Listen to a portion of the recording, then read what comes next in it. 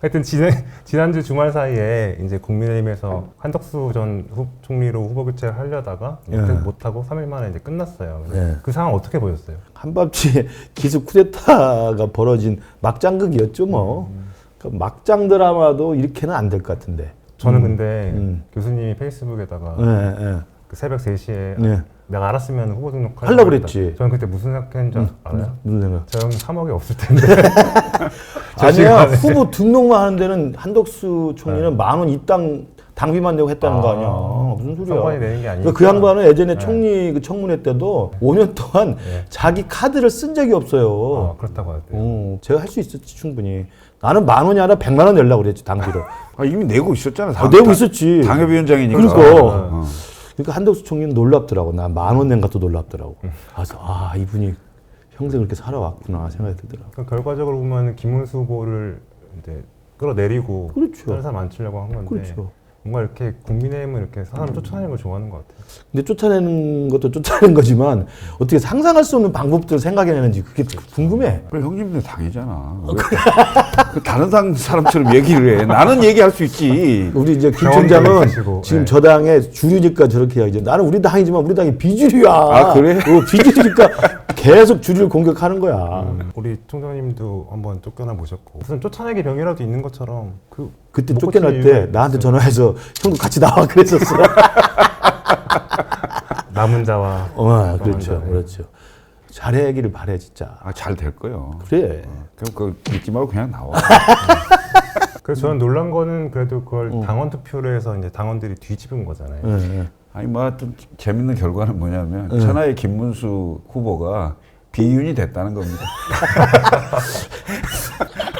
왜 근데 지금은 이제 쌍권하고 반기를 들어서 비윤으로 이렇게 낙인이 찍혔지만 실제 정체성은 또 친윤이야. 그렇죠. 오늘도 보면 어쨌든 윤 전 대통령 출당은 안 못 시키겠다는 거 아니에요. 거잖아요. 자기 도리가 아니다. 그럼 그러니까 몸은 이미 쫓겨나서 비윤의 신세가 됐는데 머리와 마음속은 친윤인 거야. 뼛속까지. 정신 불란. 그러니까 내가 볼 때 이게 자아분열 비슷하게 돼 있을 거야. 그럼 김용태는 어떻게 했지? 용태 내가 친한데 좀 아까워요. 그러니까 이 독배를 들을 필요가 있나? 내가 그 얘기를 뒷얘기를 좀 들었는데 김용태 비대위원장 되는 게 좀 어색하잖아요. 그럼 도대체 왜 했지? 그러니까. 이런 얘기를 이제 의문이 들었는데 조건을 걸었다는 거야.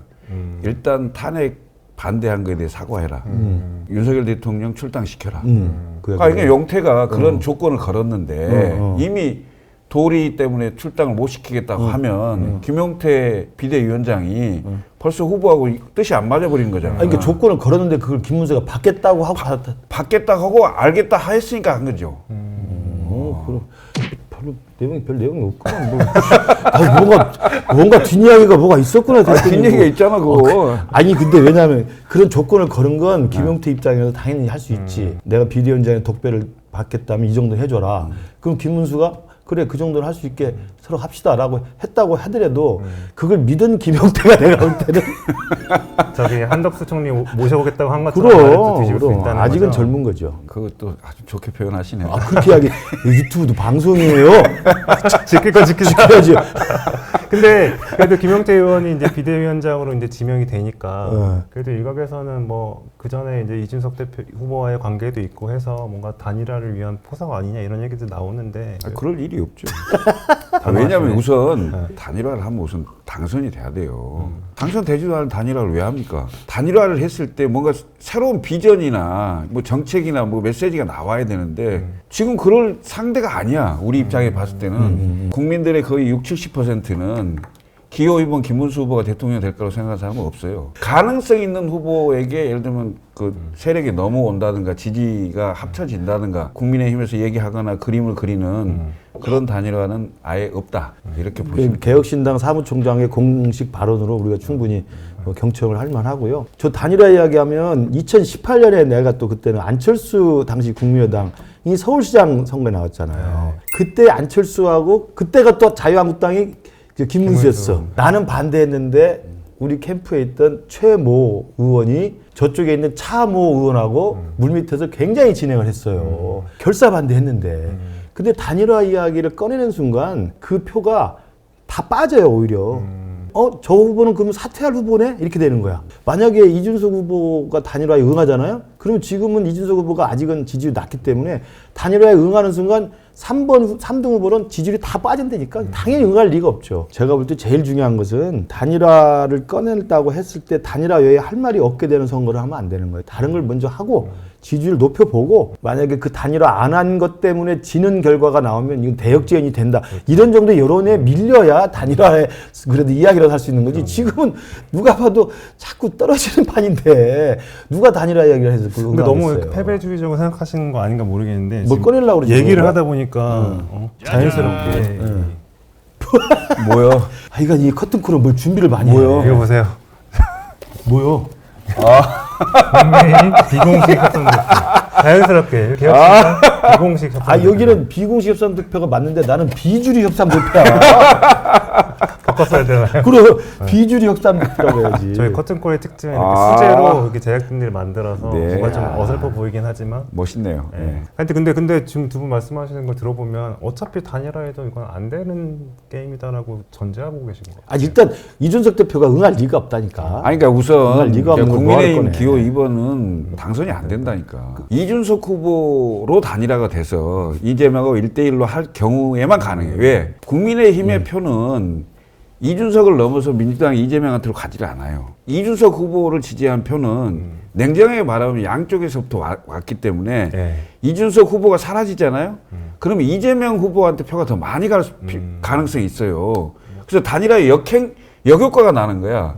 그러니까 민주당 대 국민의힘의 1대1 대결 구도를 하면 이재명 후보가 무조건 50%가 넘어가는 여론조사가 계속 나와요. 하나만한 단일화를 왜 하냐고. 협상 대표로서 충분한 논리를 잘 가지고 있는데.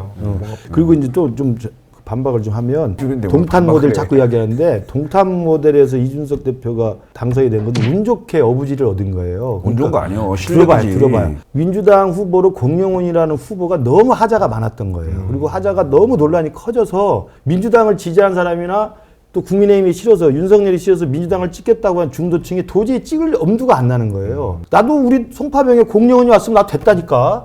그러니까 그런 상황이 되면 국민의힘 후보는 너무 그 지지율이 처져 있고 인지도도 없고 그 많은 사람들이 이준석으로 간 거예요. 그러니까 아니 형님 얘기를 그대로 대입하면 아니, 되겠네. 들어봐. 지금 얼마나 하자가 많아 이재명이. 말을 끊을 때까지는 끝난 게 아니야. 들어봐요. 그러니까 지금 상황에서는 이재명이 압도적인 1등이기 때문에 그때 공영훈과 다른 거예요. 그러니까 공영훈이 있었던 데는 동탄 모델이 가능해. 근데 이재명은 지금 공영훈이 아니죠. 그러니까 이준석 대표도 무난한 3등이에요. 이번에. 내가 얘기할게요. 내가 그래서 그 분명히 그 이야기해. 논리대로 하면 그대로 하면 공영훈 후보도 당시에 40% 후반대 초반에 그랬지. 지지율이 나왔어요. 그다음에 근데 이제 이준석 비리가 이준석 드러났잖아. 후보도 결국 처음에는 10%대에 출발했고 공영훈 후보의 그 단점, 부족한 점, 문제 있는 걸 다 얘기하잖아요. 당연히 지금 이재명 후보의 문제 있는 지점들이 얼마나 많아. 그걸 알고 있었대와 네? 모르는 게 터지는 건 다른 거라니까. 모르는 거 많이 나올 거야. 공영훈은 전혀 몰랐던 게 자꾸 터져 나온 거고 이재명이 뭐 5개 재판을 받는 형사 피고인이고 돼서는 안 되는 위험한 인물이란 건 3년 내내 떠들어서 알고 있는 거예요. 그러니까 지금 상황은 동탄 모델을 꿈꾸면 제가 볼 때 안 돼요. 그러니까 미래를 위해서 투자한다고 생각하고 열심히 하여튼 뛰어. 뭐 그 정도 하면 두 돼요. 분 다 일리 있는 말씀. 그럼 일리가 서로 있어. 일리가 있어. 나름대로 뭐 일리가 있어. 우리 왜 개혁신당을 데리고 와가지고 그러게 자유통일당에 와야 되나? 아니지. 그러니까.